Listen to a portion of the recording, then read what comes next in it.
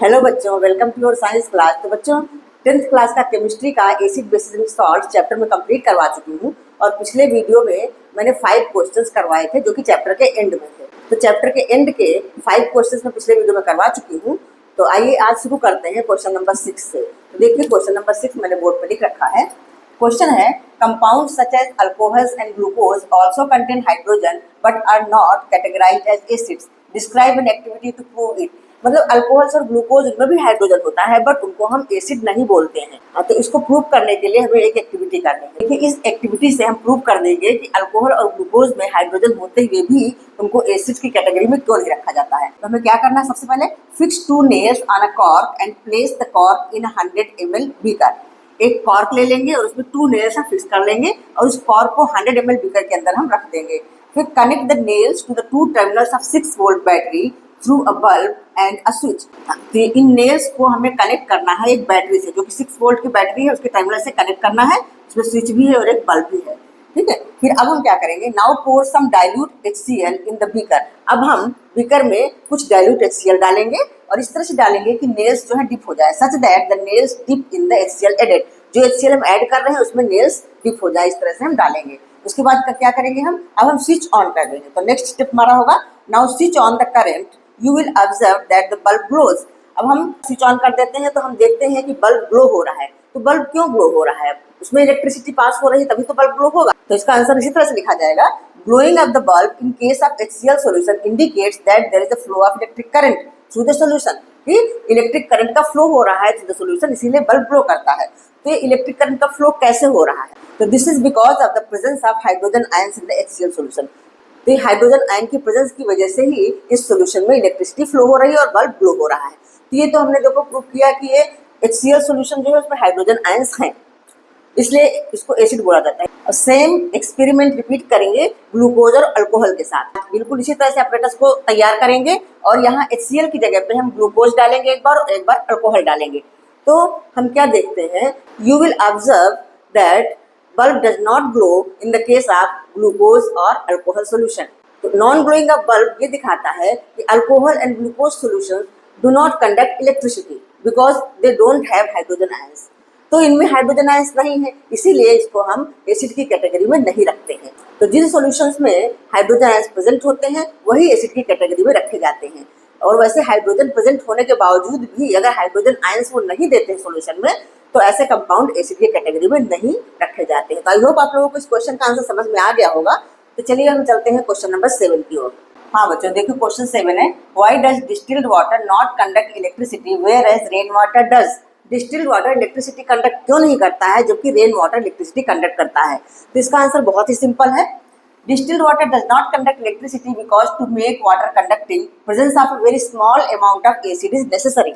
Water को conducting बनाने के लिए very small amount of acid is necessary. तो डिस्टिल्ड वाटर तो बिल्कुल प्योर वाटर होता है, उसमें एसिड बिल्कुल भी नहीं होता है। तो यही रीजन है कि वो इलेक्ट्रिसिटी को कंडक्ट नहीं करता है। तो बस इसी तरह से आंसर को लिखना है, distilled water does not contain acid whereas in rain water a very small amount of acid is present hence it conducts electricity. Rain water में बहुत ही स्मॉल अमाउंट में एसिड भी होता है, therefore it conducts electricity. And distilled water does not conduct electricity because of the absence of acid. तो I hope आप लोगों को समझ में आ गया होगा इस क्वेश्चन का आंसर, इसी तरह से इसको लिखना है। नेक्स्ट क्वेश्चन हमारा क्वेश्चन नंबर 8, इसमें पूछा गया है, why do acids not show acidic behaviour in absence of water. Acids जो है in the absence of water acidic behaviour क्यों शो नहीं करते हैं। इसका भी रीजन वही है कि जब ये सॉल्यूशन में होते हैं तब ये हाइड्रोजन आयन प्रोड्यूस करते हैं और हाइड्रोजन आयन जब प्रोड्यूस करते हैं तभी एसिडिक बिहेवियर दिखता है। तो बस इसका आंसर भी इसी तरह से लिख लेंगे, in the absence of water acids do not produce hydrogen ions, presence of this ion is necessary for an acid to show acidic character। तो आई होप आप लोगों को दोनों क्वेश्चन के आंसर क्लियर हो गए होंगे, इनको नोट डाउन कर लीजिए। तो चलते हैं नेक्स्ट क्वेश्चन, क्वेश्चन नंबर 9 की तरफ। हाँ बच्चों तो क्वेश्चन 9 है, 5 solutions A, B, C, D and E when tested with universal indicator showed pH as 4, 1, 11, 7 and 9 respectively। मतलब A का pH है 4, B का pH है 1, C का है 11 और D का 7 और E का है 9। तो विच सोल्यूशन इज, अब ये क्वेश्चन पूछे गए हैं इनमें से कौन सा सोल्यूशन है न्यूट्रल। तो न्यूट्रल कौन सा सोल्यूशन होता है, जिसका pH 7 होता है उसी को हम न्यूट्रल सोल्यूशन बोलते हैं। तो हमारे ए का आंसर क्या हो जाएगा, देखो 7 किसका पीएच है, 7 है हमारा डी का, तो डी का पीएच है 7, इसलिए न्यूट्रल सॉल्यूशन कौन सा हो जाएगा, डी होगा। हाँ, सेकंड है स्ट्रांगली अल्कलाइन, तो स्ट्रांगली अल्कलाइन कौन सा सॉल्यूशन हो सकता है, यूनिवर्सल इंडिकेटर में 1 से लेकर 14 तक के नंबर्स होते हैं, तो 7 न्यूट्रल होता है, 7 से कम जो होते हैं वो एसिडिक होते हैं और 7 से ज़्यादा जो होते हैं वो बेसिक होते हैं, अल्कलाइन होते हैं। तो 7 के बाद 8, 9, 10, तो जितना ज़्यादा नंबर होगा वो स्ट्रांगली अल्कलाइन होगा। तो हमारे जो सॉल्यूशंस दिए हुए हैं इनमें हम देख लेते हैं, तो 11 सबसे बड़ी नंबर है, तो 11 कौन से सॉल्यूशन की है, सी की, सी सॉल्यूशन जो होगा स्ट्रांगली अल्कलाइन होगा, तो इसमें हम इसका आंसर आ जाएगा सी। अच्छा, अब ये सी वाला क्वेश्चन जो है इसे पूछा स्ट्रांगली एसिडिक, स्ट्रांगली एसिडिक इसी तरह से जिसका पीएच सबसे कम होगा वही स्ट्रांगली एसिडिक होगा, तो इसमें सबसे कम पीएच किसका है, 1, कौन से सॉल्यूशन का, बी का, इसलिए इसका आंसर हो जाएगा हमारा बी।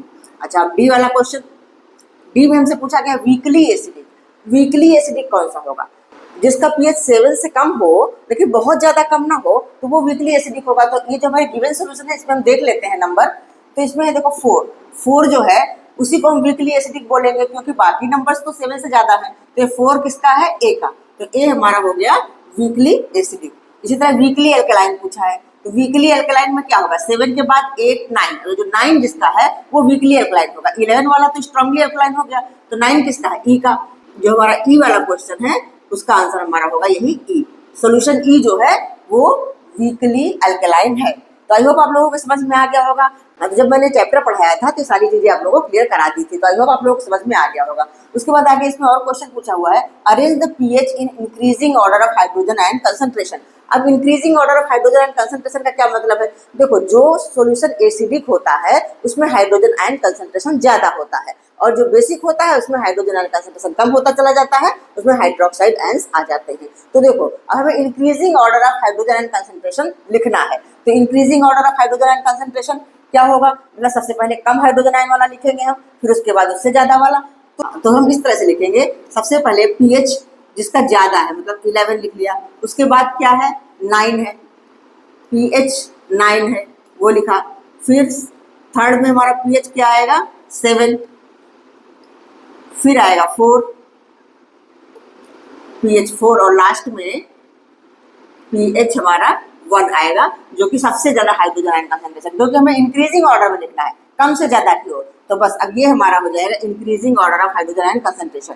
तो ये इंक्रीजिंग ऑर्डर ऑफ कंसंट्रेशन में हमने पीएच को अरेंज कर दिया। अब नाम लिखना चाहो तो नाम लिख सकते हो, कौन से सोल्यूशन का पीएच क्या है, 11 का कौन सा है, सी है, सोल्यूशन का नाम भी लिख सकते हो सी। पीएच 9 किसका है, ई का, और पीएच 7 हमारा आ रहा है डी का, पीएच 4 आ रहा है ए का, और पीएच 1 हमारा आ रहा है बी का। तो इस क्वेश्चन का आंसर भी हो गया increasing order of hydrogen ion concentration. अब इसको आप लोग नोट डाउन कर लीजिए। अब क्वेश्चन नंबर 10 कर लेते हैं। हाँ बच्चों देखिए question number 10, equal length of magnesium ribbons are taken in test tube A and B. Equal length of magnesium ribbon A और बी टेस्ट ट्यूब में ली गई है। Hydrochloric acid is added to test tube A while acetic acid is added to test tube B. Test tube A में hydrochloric acid डाला गया है, test tube B में एसिटिक एसिड डाला गया है। अब से पूछा जा रहा है in which test tube will the fizzing occur more vigorously and why. तो in which test tube will the fizzing occur more vigorously and why. तो देखिए हाइड्रोक्लोरिक एसिड एक स्ट्रॉन्ग एसिड है और एसिटिक एसिड एक वीक एसिड है।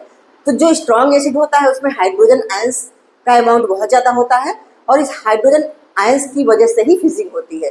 तो बस बिल्कुल ऑब्वियस है कि टेस्ट ट्यूब ए जिसमें कि हाइड्रोक्लोरिक एसिड डाला गया है, fizzing will occur more vigorously in test tube A than test tube B. तो बस इसका आंसर यही होगा। तो इस आंसर को कैसे लिखना है वही मैंने लिख के दिखाया हुआ है। In test tube A fizzing will occur more vigorously than test tube B. Hydrochloric acid strong acid whereas acetic acid is weak acid. This is because hydrogen ions is more in A than B. तो A test tube में hydrogen ions ज्यादा होंगे तो उन्हीं hydrogen ions की वजह से ही fizzing होती है। तो due to which fizzing occurs more vigorously in test tube A. बिल्कुल सिंपल सा क्वेश्चन है, उसी तरह सिंपल आंसर भी इसका देना है कि जहां हाइड्रोजन आयंस ज्यादा होंगे fizzing will occur more vigorously. तो आई होप आप लोगों को ये क्वेश्चन नंबर 10 तक बिल्कुल समझ में आ गया होगा। आगे 5 क्वेश्चंस और हैं वो नेक्स्ट वीडियो में कंप्लीट करवा दूंगी। तो पिछले वीडियोस अगर आप लोगों ने ना देखे हो तो चैनल विजिट करिए या आपको इस वीडियो के डिस्क्रिप्शन में लिंक्स मिल जाएंगे पिछले वीडियोस के। तो आई होप आप लोगों को सारे क्वेश्चन समझ में आए होंगे। अब नेक्स्ट वीडियो में इस चैप्टर के सारे क्वेश्चंस कंप्लीट करवा दूंगी और एक्स्ट्रा क्वेश्चंस भी मैं बीच बीच में करवाती रहूंगी। और मेरे चैनल पे 9th और 10th की मैथ्स भी है, अगर आप लोग मैथ्स पढ़ना चाहते हैं तो भी चैनल विजिट करिए। 10th क्लास की मैथ्स के सारे चैप्टर्स मैंने करवाए हुए हैं और एनसीईआरटी बुक के एक क्वेश्चंस करवाए हैं, एक्स्ट्रा क्वेश्चन भी करवाए हैं, पीवाईक्यूज करवाए हैं। तो आप लोग पढ़ना चाहें तो चैनल विजिट कर सकते हैं। तो आई होप आप लोगों को वीडियो अच्छा लगा होगा। अगर वीडियो अच्छा लगा है तो लाइक करिए, अपने फ्रेंड्स को शेयर करिए और सब्सक्राइब कर लीजिए। फिर मिलती हूँ नेक्स्ट वीडियो में आगे के क्वेश्चन के साथ। तब तक के लिए बाय बाय।